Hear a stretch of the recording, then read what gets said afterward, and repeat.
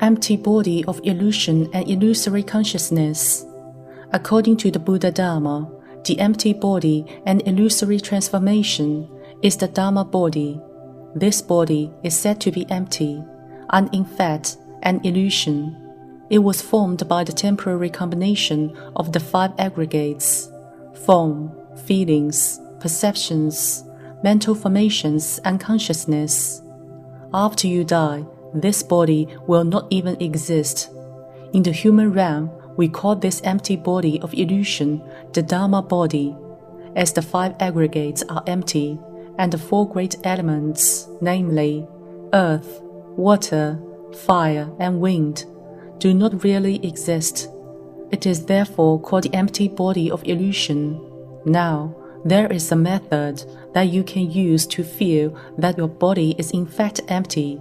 You can use this analytical approach to attain liberation and to realize that the human body is indeed empty by nature. For example, imagine a factory accident caused you to lose a hand, or a car accident has cost you a leg, and so on. This body is unreal, so that when it's gone, it's simply gone. That's why we must not become obsessed with this body, which is simply a temporary combination of elements. Things that are not real will not last, so why don't we try to cultivate what is real instead? Our minds and our spirit are real. They are something that can help us attain enlightenment through cultivation and something that can truly stay with us. Those learning Mahayana Buddhism should understand that when encountering or responding to innumerable dharmas, their very substance is empty. Therefore, there is no need to analyze. In other words, for all dharmas in the world, namely everything that we see, we should understand that they are empty by nature. With this understanding, there is no need to analyze or even deal with them. Our inherent nature originated from Buddha, but why does our natural Dharma body consist of the 5 aggregates and the 3 poisons of greed, hatred, and delusion? Why must the 5 aggregates in our Dharma body be empty? Similarly, why the sun shines on the world and brings us light? Why are there still dark clouds? It's because of the combination of our natural body, the 5 aggregates, and the 3 poisons, all existing in the human realm. Though your mind is kind-hearted, when you begin to hate, it's likened to being shaded by dark clouds. Or when you like something, but the frantic nature of your pursuit leads to your confusion. What is consciousness, illusion, and differentiation? Consciousness is what you think. Illusion is the illogical pursuit of something unreal. For example, you don't have any money and yet you think constantly about winning the lottery. When there is change in your consciousness, you will embark on a path that deviates from reality, leading you to the world of illusion. Illusory consciousness is, at the core, misinterpretation. How do we know when we fall into illusion? Before realizing you are wrong, you must have reached a certain level of spirituality.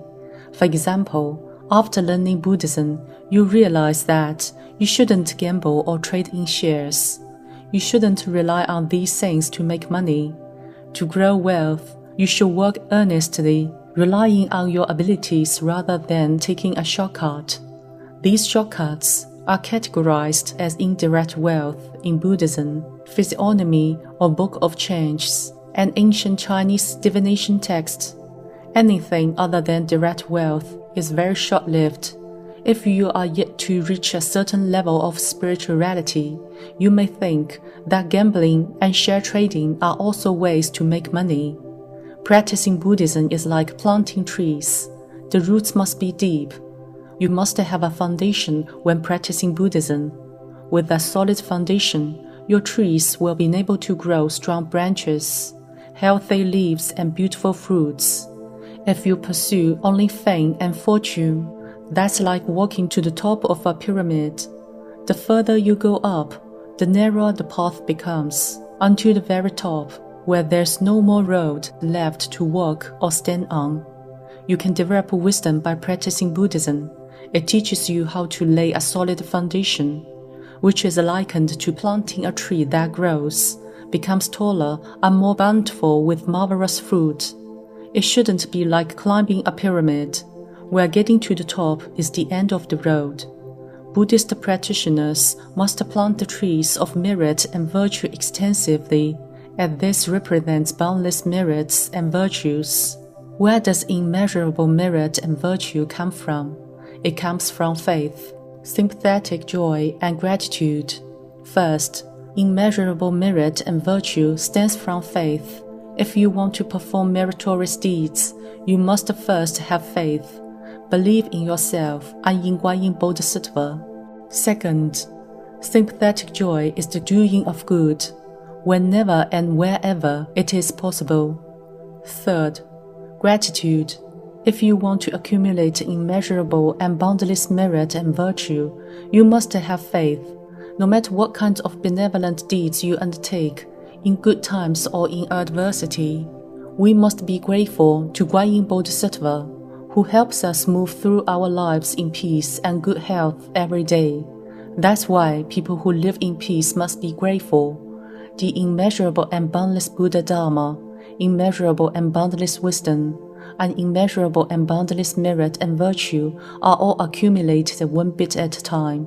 In the end, it becomes completely perfect.